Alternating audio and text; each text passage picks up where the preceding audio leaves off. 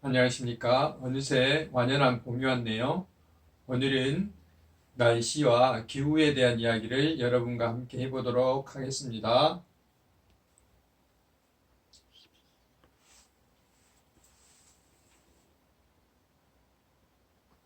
오늘은 1차 시에 지구온난화 피해 사례와 우리 지구의 대기권이 어떻게 생겼는지, 그리고 2차 시에는 기후변화의 이해에 대해서 원인과 영향에 대해서 이야기를 하겠습니다. 그리고 마지막 3차 시에는 우리가 기후변화에 어떻게 적응하고 그 대책을 세울 것인가를 여러 가지 사례를 들어서 이야기하도록 하겠습니다. 먼저 1차 시에는 우리가 살고 있는 지구 환경과 기후에 대해서 이야기를 하겠습니다. 호주와 뉴질랜드 인근에 있는 투발루라는 나라가 있습니다. 투발루라는 나라가 있는데 아주 조그만 섬나라인데요. 여기가 지금 기후변화로 인해서 해수면이 상승돼가지고 점차 육지가 사라지는 그런 문제가 생겨서 많은 사람들이 이렇게 나라를 잃고 난민으로 전락하는 이런 것들을 기후난민이라고 그러는데요.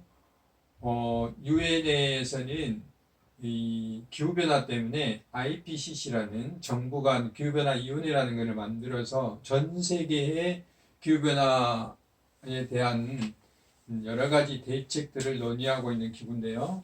방글라데시라든지 이런 것들도 해수면 상승으로 국토의 17%가 침수돼서 약 2천만 명의 기후 난민이 발생할 것이다 라고 경고하고 있습니다. 현재 난민의 개념은 전쟁이라든지 정치라든지 이런 이유에 의한 난민만 인정하고 있지 기후 난민은 인정하고 있지 않아서 앞으로 전 세계가 국제적으로 이런 그 기후 난민에 대한 대책도 세워야 될 것으로 생각이 듭니다. 투발루는 앞에서 말했다시피 이 호주하고 뉴질랜드 인근에 있는 작은 섬나라인데 면적이 26제곱킬로미터, 인구가 약 11,000명 정도밖에 안 됩니다. 해발 고도가 2m 이하이기 때문에 가장 높은 곳이 5m거든요. 그래서 2060년쯤 되면 완전히 사라질 것으로 예측하고 있는데 사진에서 보시다시피 일부 마을하고 비행장의 활주로 정도만 현재 남아있고 시기에 따라서 이렇게 침수가 되는 이런 어려움을 겪고 있는 나라입니다. 이것도 결국은 우리 이 많은 인류들이 그동안의 산업 발달로 인해서 자동차 또는 공장 또 농사를 지은다든지 이름으로써 나오는 이산화탄소, 대표적인 온실가스인데요. 이산화탄소 배출을 많이 함으로 인해서 지구 기온이 따뜻해졌기 때문에 북극이나 남극에 있는 빙하들이 녹아서 해수면이 상승됨으로 인해서 일어나는 이런 기후의 문제입니다.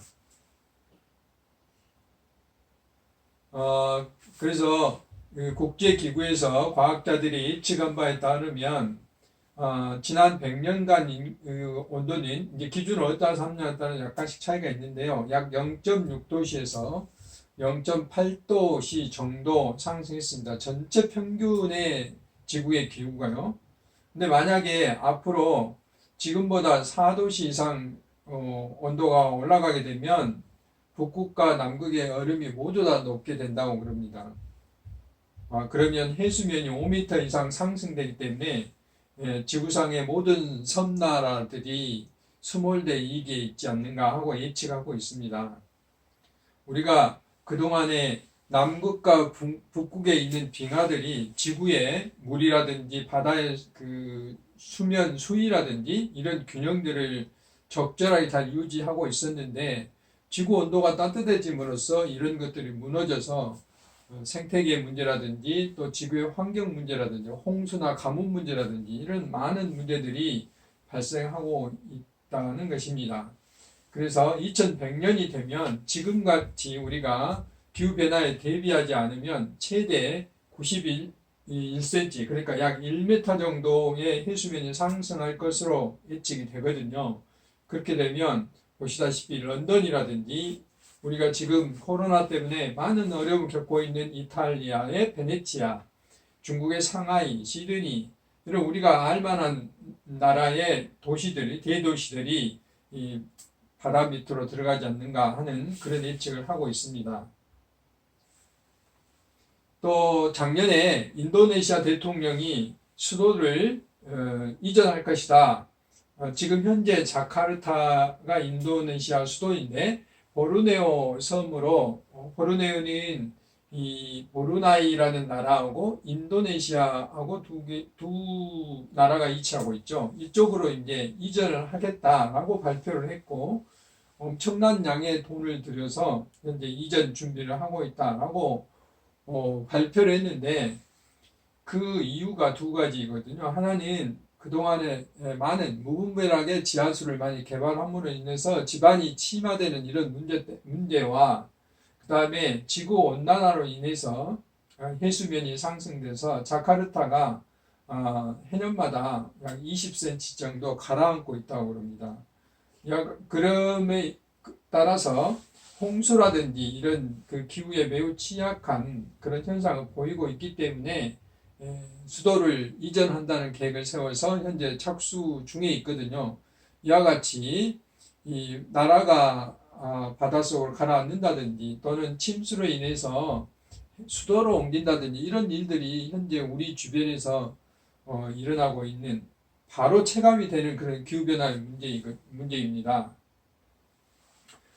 그래서 지구촌에 뭐 폭우라든지 홍수라든지 또는 가뭄이라든지 이런 현상들이 지속적으로 일어나고 있어요. 미국에서 허리케인이 일어나서 플로리다에 문제가 되고 있다든지 또 뭐 시메나리온이라든지 인도 뭄바이라든지 중국의 수촨성이라든지 이런 여러 나라에서 기후 문제가 발생하고 있고 우리나라의 경우에도 최근에 그 기후의 패턴, 그 집중 강우의 패턴이 상당히 많이 이렇게 달라지고 있는 것을 우리가 피부로 느끼고 있지 않습니까?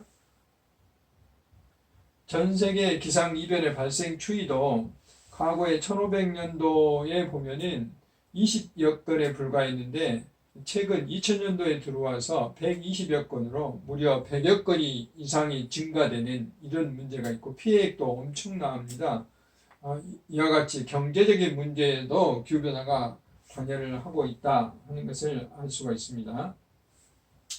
그래서 그 IPCC 이 기후변화 국제 기후변화 기구에서 위원회에서 발표한 자료에 따르면 지구 온난화가 지금처럼 계속돼서 이렇게 온도가 상승에 따라서 1도씨 이상 상승하면 지금 전 세계가 이 현재의 기후 상승 그 속도를 1.5도씨 이하로 줄이기 위한 노력을 협약에서 하고 있습니다.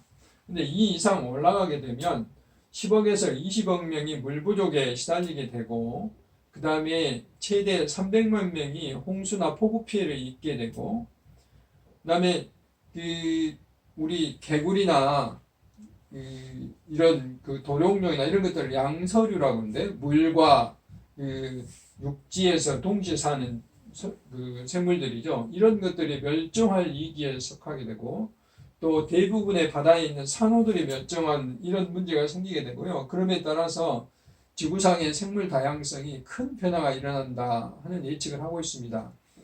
제가 2차 시대 생물 다양성이 왜 지구 생태계에서 중요한가에 대해서 말씀을 드렸지만 온도가 상승함으로 인해서 생물들에게도 이렇게 큰 피해를 일으키고 결국은 우리 인간에게도 굉장히 큰 피해를 일으킨다 하는 것이고 만약에 앞에서 설명했다시피 4도씨 이상 상승하게 되면 지구의 많은 생물들이 멸종하게 될 것이다 하는 것입니다. 그래서 이 지구온난화, 기후변화가 얼마나 우리가 앞으로 살아가 될 지구의 환경 그 유지에 중요한가 하는 것을 우리가 뼈저리게 느끼고 있다고 할 수가 있습니다. 이와 같은 그 지구의 변화, 기후변화에 대한 것을 우리가 자세히 좀 더 많이 이해를 하려면 지구 환경이 어떻게 되어 있는지, 특히 이제 기후변화와 많이 관련되어 있는 대기권과 기후에 대한 기본적인 사항들을 우리가 좀 알아봐야 됩니다. 그래서 그런 부분에 대해서 말씀드리도록 하겠습니다. 우리가 살고 있는 지구는 보신 바와 같이 이런 큰 구형으로 되어 있는데요. 대개 그림에서 보신 바와 같이 우리 사람이나 생물이 살고 있는 것은 대륙권이라고 합니다. 약 10에서 20km 하늘로 높이를 말하거든요. 20km 정도 높이까지 말하고 그 이상을 성층권이라고 그렇습니다. 여기에는 이제 보신 바와 같이 오존층이라는 층이 이렇게 깔려 있어서 우리 지구의 생명을 보호하는, 지구의 온도라든지 생명을 보호하는 굉장히 중요한 역할들을 하고 있어요. 그 이상은 이제 중간권, 열권 이렇게 표시를 하는데, 여러분들이 비행기를 타고 가보면 바깥의 외기 온도 몇 도씨 이렇게 표시가 되죠. 보신 바와 같이 우리가 살고 있는 땅은 지표면은 겨울에는 0도 정도 되지만 지금은 15도에서 20 정도 정도죠. 봄철에. 여름에는 30도까지 되겠지만 공중으로 올라가면, 하늘로 올라가면 올라갈수록 온도가 이렇게 낮아지는 이런 현상이 이제 대륙권의 온도 모습이에요. 그 이상 올라가면 이제 오존층이 나타나는데, 오존층 바로 밑으로 이제 비행기가 날아다니는 것이죠. 오존층은 어떤 역할을 하냐? 오존층이 있음으로 인해서 이 태양으로부터 오는 그 자외선이라든지 이런 것들을 차단해주는 역할을 해요. 그러므로써 지구에 있는 많은 생물들이 유용하게 살아갈 수 있는 그런 역할들을 해주거든요. 그래서 이런 지구 바깥에 있는 대기권들이, 대륙권, 성층권, 중간권들이 적정하게 유지가 돼야지만 지구가 건강하게 이렇게 유지가 될 수가 있습니다. 그래서 이것을 이제 공기의 성분을 따져보면 대륙권에는 우리 이제 사람을 비롯해서 많은 생물들이 살아갈 수 있도록 공기의 약 90%가 우리 대륙권에 이렇게 위치하고 있어요. 그 공기의 대부분이 질소입니다. 78%가 질소고, 또 우리가 이제 호흡을 할 수 있도록, 숨을 쉴 수 있도록 21%가 산소예요. 그러니까 공기의 거의 대부분은 질소와 산소로 이루어졌다고 생각하시면 됩니다. 근데 이제 나머지 1%가 아르곤가스, 이산화탄소 등으로 이루어졌는데 1% 중에 0.03%가 이산화탄소예요. 근데 이 0.03%의 이산화탄소가 우리 지구의 건강을 좌지우지하는 굉장히 중요한 가스라는 말입니다. 그래서 이산화탄소는 우리가 생태계를 유지하는데, 사람이 먹고 사는데, 생명을 유지하는데 굉장히 중요하다고 그랬어요. 왜 그런다고 그랬어요? 네, 생산자인 식물들이 광합성을 하는데 이산화탄소가 있어야 되죠. 이산화탄소와 물하고 두 개를 햇빛 에너지에 의해서 결합을 시켜서 포도당이라는 탄수화물을 만들어서 지구의 모든 생명들이 살아갈 수 있도록 하는 근원을 만든다고 그랬죠. 그래서 그 근원이 이산화탄소이기 때문에 굉장히 중요하죠. 근데 그 농도가 0.03%만 있으면 된다 이 말이죠. 이 이상이 올라가게 되면 지구의 생명들에게 오히려 위협이 되는, 지구의 온도가 따뜻해져서 위협이 되는 이런 문제가 생긴다 이 말입니다. 이제 그 위에 성층권, 중간권, 열권에 대해서 앞에서 말씀을 드렸고요. 우리가 이제 일반적으로 아침에 우리가 일어나면 오늘 비가 올까? 아니면 온도가 따뜻할까? 이걸 보죠. 그래야 그럼에 따라서 옷을 어떻게 입을 것인지 이것을 결정해서 외출을 하기 때문에, 또 오늘은 바람이 불까? 또 불지 않을까? 특히 이제 저같이 환경을 하는 사람은 온도가 올라가냐 또는 바람이 부냐 불지 않느냐에 따라서 미세먼지라든지 또 공기의 질이 달라지기 때문에 특히 민감하게 관심이 많아요. 그래서 이렇게 기온이나 강수량이나 바람 같은 경우는 이제 기후의 3요소, 기후의 요소라고 그러죠. 이거 외에도 안개라든지 습도라든지 이런 것들을 우리는 기후라고 그러죠. 기후의 요소들이라고 그러는데, 이런 하나하나는 이제 기후의 요소인데, 이것을 전반적으로 날씨의 평균적인 상태, 기후를 구성하는 하나하나의 현상들을 이제 기후 요소라고 그러죠. 이것들 다 합치면 이것들이 기후가 되는 거죠. 그런데 이제 날씨가 어떠면 따뜻하고 어떠면 바람이 많이 불고 강수량은 어떨 때 비가 많이 오고 이런 것을 결정하는 것은 우리나라가 어디에 위치하고 있느냐, 위도 또는 지리산 꼭대기에 있느냐, 아니면 평지에 있느냐, 아니면 히말라야 산에 있느냐, 이거에 따라서 해발 고도에 따라서 온도가 달라지기도 하잖아요.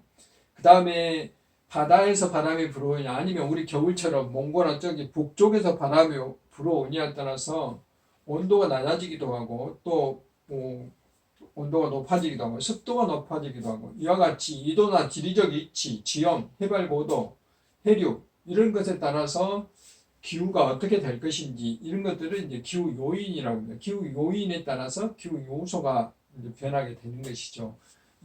이런 것들이 긴 시간 동안 평균적으로 유지가 된다. 우리나라 같이 이제 봄, 여름, 가을, 겨울 이런 그 기후 현상이 나타나는 것들 이런 것들을 우리는 이제 기후라고 그러죠. 이런 기후의 요인들이나 기후의 요소들이 이제 일정하게 패턴으로 나타나는 것들. 그래서 이제 이거에 따라서 뭐 온대지방, 열대지방, 냉대지방 이런 것들이 만들어지는 것이죠. 그런 긴 시간 동안 이렇게 평균 상태 유지는 기후들이 이렇게 인위적인 요인이나 자연적인 요인에 의해서 뭐 봄이 길어진다든지 또는 봄이 짧아진다든지 여름이 길어진다든지 뭐 겨울에 온도가 따뜻해진다든지 이렇게 이제 평균적으로 온도라든지 기후 요인들이 변화되는 거 이런 것들 우리는 기후 변화라고 그러는 것이죠. 그래서 기후 변화라는 것은 앞에서 말씀드렸던 이런 기후 요소나 이런 것들이 일정하게 평균적으로 변화되는 것 이런 것들을 우리는 기후 변화다라고 이야기를 합니다.